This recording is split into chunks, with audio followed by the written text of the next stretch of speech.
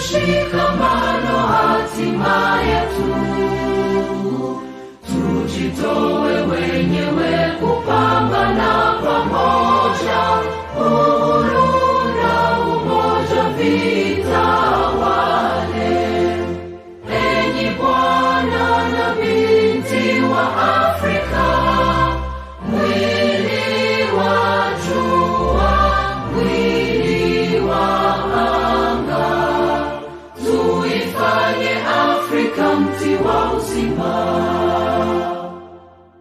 Tuungane sote na tujibidishe kutoa kilicho bora kwa Afrika, chimbuko la wanadamu, chemchemi ya utamaduni, tumaini letu wakati wa mafarakano. Enyi bwana na binti wa Afrika, mwili wa jua, mwili wa anga, tuifanye Afrika mti wa uzima. Welcome to Humanist TV Africa. Today we talk about Libya. A country in North Africa, bordering the Mediterranean Sea, between Egypt, Algeria, Sudan, and of course Morocco, not far away. It's a beautiful country, a country with one of the highest GDP in Africa, one of the richest countries in the world, yet it has been under war. But Libya still performs well than so many countries in Africa, including all countries in East Africa and much of Sub-Saharan Africa. Libya still beats them down, despite having trouble, not having a good leadership, despite having Gaddafi deposed in 2011. Libya's economy remains stronger than many economies in Africa, in fact, than some economies in some countries in Europe. Libya does well. Libya does quite well. It's a rich country, one of the best countries leading in oil production. That country alone was once a monarchy, but also was once a colony of the Italians. But after the Second World War, Italy was given a punishment, colony taken away from Italy, and then colony given to Britain and French. They were dividing leadership right there. The French and the British took over control of this colony until further notice, when, of course, Idris took over power, King Idris. And later on, Gaddafi did a coup, call it a coup, and took over leadership, and has been at the helm of this country for 40 years until 2011. Today, we talk about Libya. This is Humanist TV Africa, and my name is Katom Kassa. In the studio is Dennis Bongole to do the production. And we are watching Humanist TV Africa. I want to encourage you to please subscribe, like, love it, comment, and share. Today, let's talk about Libya. Here's the map of Libya. Now, Libya, as I said, is a lovely country. Of course, it's an Arabic country full of the Berbers. If you look at Morocco, Tunisia, Algeria, Chad, partly, you are talking about Berbers. The Berbers are Arabs. Some of them call them the Amazigh, but we call them the Berbers. Berbers have been in Libya for a long, long time. They are Arabs, African Arabs. They've been there. Even during the times of Kemet, the Berbers were in this part of the country. Libya is a nice country, of course, with an amazing history. Remember, it borders Egypt, Tunisia, Algeria, Chad, Niger, and of course Sudan. Libya was described as the country with light-skinned people. People in the ancient Kemet talked about Libya as a country with light-skinned people. Let us see. This is Libya right here. We see who borders Libya. You can see Egypt, not very far away. You can see Algeria. You can see Sudan, and of course you see Tripoli, the capital state of Libya, right near the Gulf of Sinjar, right there. And the Mediterranean Sea gives Libya the best access to the world the rest of the world. Of course, there's Tunisia, and of course, the inside there, I can show you a bit of areas of interest like Tazibu, Al-Katrani, Zawiya, Adri, and others. Libya is one of the leading producers of oil in the world. Producers of petroleum in the world is that country, Libya. I told you, Libya is richer than some countries in Europe. They may not tell you this, but Libya was richer than them, had a better economy, a happy people, and everything seemed to be a bit right before the death of Gaddafi, the brother leader. Here, we saw, of course, where the minerals of Libya are. In terms of minerals, I told you that Libya is largely known for petroleum. I'm going to be showing you a bit of cities of Libya. Sirte, that's a city called Sirte, is the birthplace of Gaddafi. Remember, at one time one was being cornered by the NATO forces. He went to Sirte and said, I'm going to die from here. And he declared Sirte the capital state of Libya during his bad times, 2011. But of course, we know that the capital state of Libya is Tripoli. And there's Misrata, another big city around. There is Benghazi, where Gaddafi had to fight one of his last battles. Benghazi, his home area, are sitting there, Al-Jabaiyah and Al-Baid, there's Tabruk, and of course there is Karashidin and other amazing cities right here. Libya is a good country, I should say. One of the most beautiful countries in the world is this beautiful African country called Libya. Now, these are the major grounds, major areas, major cities, major regions of Libya. We have Benghazi, where we can trace Gaddafi, born right about there in Benghazi. We have Tripoli, which has the capital city. We have Al-Khalij, another big area, quite big, and we have Fezzani. Right there. Now, that is Libya in a brief. Now, in terms of population, Libya's population is actually low. You can't believe it. Is not even 7 million. From the statistics I get right here, it is about 6.8 million people. 6,800,000 people right there. Population growth is only low at 1.138% annually. That is quite low. No wonder Egyptians and no wonder people of Libya are quite few. Age dependence is only 49%, which is very good. That's why I told you, Libya is better than some countries in Europe. You can go and research that and see how these countries have been struggling and then compare them with Libya. Rich country, few people, and well provided for people. Urban population, many of them are in urban areas, 81% urban population. It means that the rest of the people are in villages. Of course, infant mortality in Libya is quite low, manageable at about 9 per 1,000 live birth. Not so threatening. Anyway, now we look at other statistics about Libya. We look at other figures. Now, in terms of age distribution, we see that the majority of Libyans are between 15 to 64. Just Africa, that is Africa, between 15 years to 64. That's where majority of Africans are in terms of age population. Of course, Libya has 66% right there. And of course, the young ones between 0 to 14 years are about 28%. And of course, the old ones above 65 only 4.8%. It means actually Libya has a slightly good number of people who are old, yes, compared to other countries. Now, let us continue. We see in terms of production, Libya has electricity. Libya have their own energy production. They have their own electricity. You can see the billions there. The kilowatt electricity they are producing. Consumption there is a bit low, which means if they wanted to export, they would be exporting, but they are not exporting. And interestingly, they're importing a bit of power right there. So We look at other statistics. We look at oil. I told you, Libya is one of the leading oil producers in the world. They have what we call petroleum.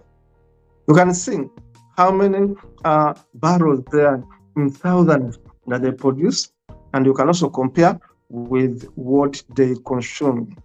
You can imagine that they produce about 1,251 thousands of these, but also they consume only 222, which means they are exporting 834 of their oil. Of course, they don't import oil. They are the leading exporter of oil. How can they import oil? They don't import oil in Libya. They have oil. They are rich. And of course, they have reserves quite big there. Now, in terms of production, natural gas, Libya has natural gas. Libya has natural gas. There, you can imagine the billions there in terms of natural gas. They have 591, and their consumption is low at 243. Therefore, they export much of their gas. Libya, I told you, is a very rich country. Now, they don't import gas, of course. They have much. They even have reserves. They have about 53 in trillion in reserves of gas. Libya is a rich country. I should remind you about Libya. And then don't worry, don't wonder why NATO wanted to take Gaddafi down. There were excuses, I repeat them right on this channel. NATO, France, and allies wanted Gaddafi out because of nothing much but the wealth of Libya. I'll repeat it in this show. It was not about caring about the people of Libya. It was not about human rights. It was not about anything much but the resources of Libya. These countries wanted them, and they wanted an excuse to beat Gaddafi. Remember, Gaddafi wanted a united Africa, one currency, and all that. So I wanted to show you this. And without mincing my words, I'll tell you, NATO countries wanted Gaddafi out, not because he was a very deadly man as they claimed, but because they wanted a share from the wealth of Libya. Those are my words. Now, airports, in terms of airports, Libya has about 146 airports by 2011 there.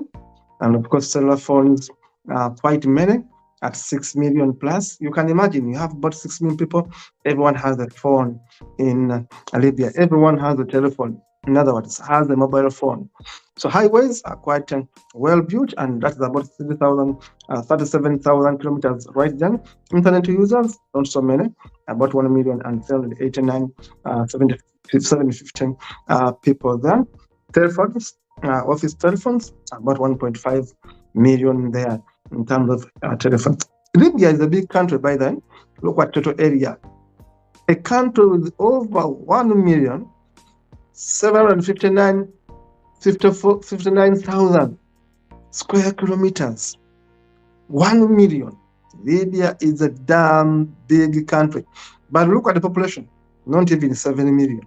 But the country has total land area of 1,759,000 square kilometers. The country is big, but people are few. And the country is full of minerals. That's why they wanted Gaddafi out. I have an apology to make this statement here. It was the wealth of Libya. The land area is also quite big, and the water area, nothing, because they have a coastline of about 1,770 kilometers. A coastline is bigger, but no water area right there. Now, climate in Libya is basically Mediterranean, a long coast, dry, extreme desert in the interior. The terrain of Libya is mostly barren. Yes, Libya is flat. That's why it was easier to beat Gaddafi down, because the country is flat, desert flat. You can see someone 100 kilometers away. It's a flat land, flat and undulating plains, plateaus, and of course depression. The lowest point is called Sabkata, Zauredi, Guzai. It's in the negative by that. And of course, the highest point is Biku Biti at that length. Of course, I get this data from the World Bank as usual. My data is got from the World Bank. Today, I'm going to show you some of the most ancient cities in Libya. Libya has a history of colonialism, Italians being there, Romans being there, um, the French people being there, the British being there, the Greeks being there. So these guys left lots of good images. I'm going to be showing you these images. For example, there we see some of these images. Go ahead and please roll them out. We see the Leptis Magna, the Roman Sabratha, the Ark of Marcus. You can imagine even Marcus Aurelius built something there. Leptis Magna is what we are watching right now. Leptis Magna. We have, of course, the Arch of Magnus. We have, of course, cities like Benghazi. We have Crane. All these are old cities, legendary kind of wax temples that were built in ancient times. We see, of course, Jat. We see Gadames, and all these other ancient cities, ancient homes that have been built so many years ago. Sabrata right there, built by the Greeks, or during the Greek times, somewhere when Greek took over this part of the country. And of course, we see here at the Battle of City, this is where I told you is the birthplace of Colonel Muammar Gaddafi. This is where this guy was born, Sete. And of course, it was targeted by NATO forces, and it was, of course, destroyed in 2011. They were looking for Gaddafi. He went to his home area, destroyed his entire home area, looking for one man called Gaddafi. Now, you see here, we see another city called Tobruk, another old city there. It has been there for over 100 years. That one there you see has been there for over 100 years, lasted all the invasions, including Second World War. They used to fight, but this city of Tobruk was also known for a battlefield in the Second World War. And of course, we see Misrata. Remember, in the war, NATO fighting Gaddafi, we heard about Misrata. They were bombing Misrata left, right, and center, day and night. They were bombing Misrata because Gaddafi had put a strong resistance right inside Misrata, lining up along the shimmering Mediterranean coast. The 500,000 strong city of Misrata, also spread as Misrata, is the third largest city in Libya. The third largest city in Libya. It was founded by the Greeks. It has so many important buildings right there. Let's look at other images we have for you from Libya. Libya is now a desert, desolate kind of place, destroyed by NATO. I repeat it. Libya, a beautiful country, was destroyed by NATO. Allied forces from Europe combined and went to destroy Libya. They claimed so many things, weapons of mass destruction, gas, whatever they claimed, whatever they said, they wanted to take Gaddafi out. They took him out and killed him. Of course, they will tell you there were rebels, there were rebel groups, but these rebel groups were sponsored by these very people from NATO. They sponsored the uprising in Libya to get Gaddafi out. Let us look at some of the beautiful sand dunes of Libya. I told you Libya is one of the best countries in the world. Look at that photo right there. Libya, one of the best countries. Remember, Libya was a monarchy between 1951 to 1963. Remember, when you talk about King Idris, yes, a monarchy there, one of the best monarchies by that time. It won its independence on the 24th of December, 1951. And this independence only lasted for a short time when there was a coup d'etat on 1st September 1969. Gaddafi led a coup d'etat. Muammar Gaddafi led a coup d'etat and overthrew King Idris and established the so-called Republic of Libya, the Arab Republic of Libya. Libyan Arab Republic. It's a beautiful country. I'm showing these images to see how beautiful is Libya. It was the envy of the world. People wanted Gaddafi out. The major reason for this guy getting out was because of the riches of Libya and because this man had a dream to unite Africa, and because this man was proposing a one currency for Africa, this man wanted a united Africa, this man wanted an Africa with one trading bloc. This is why Gaddafi was killed. This is why Libya is in this state, because Muammar Gaddafi wanted something different for Libya. We call him the revolutionary chairman of the Libyan Arab Republic from 1969 to 1977. Then he was the brother leader of a great socialist People's Libyan Republic, which we call the Jamahiriya. From 1977 to 2011, when he was killed, he was the leader of the Libyan Arab Jamahiriya. From 1977 to 2011. He ruled Libya for 42 years. Yes, 42 years he ruled Libya. He called himself the brotherly leader and the guide of the revolution. He was, of course, a tough man. Of course, he was an authoritarian leader. Of course, he gave little democracy. But Gaddafi did so many things that I will never tell you.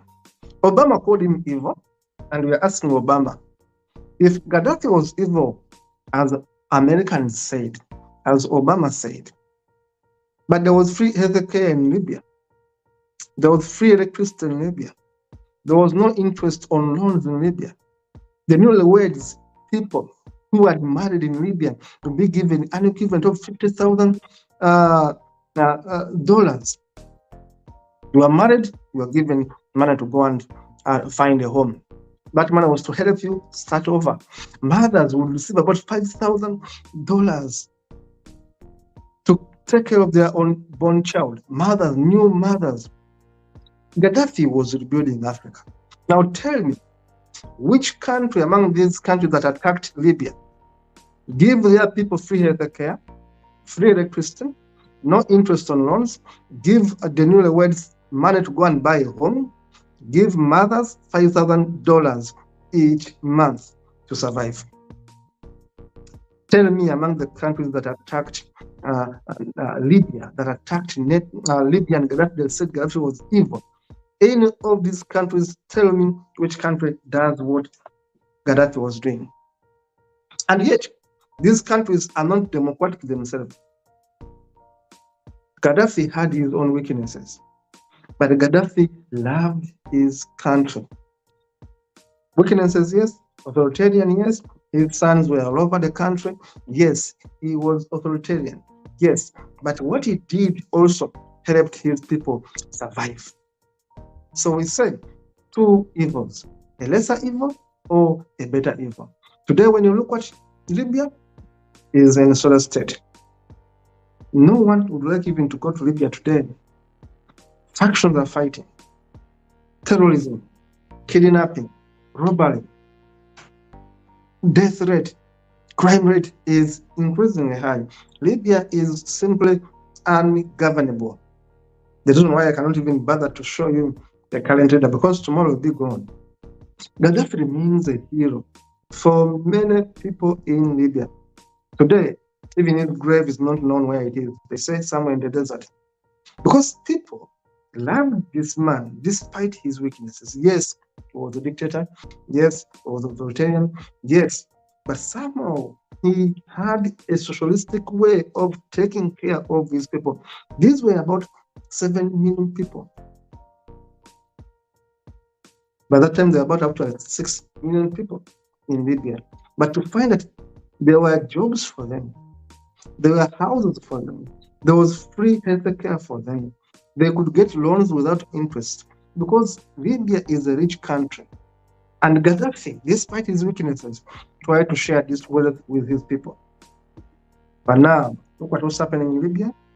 NATO bombed it to dust, to rubble. They took over. They are putting there their stooges. And what's happening in Libya? They are siphoning away resources from Libya, taking them to no one knows. and Libyans remain in a desolate state. Gaddafi was bad, but after Gaddafi, what do we see in Libya? Is Libya better than when it was having Gaddafi? The answer, you have it. Thank you so much for watching. Market Africa gives you insight analysis of issues. We don't miss what is here. We tell you things the way we see them. It's you to be the judge. Libya, a strong country, a rich country, attacked by NATO, destroyed by NATO, and today Libya is struggling as an economy despite the resources that it has. Thank you for watching. See you in the next show.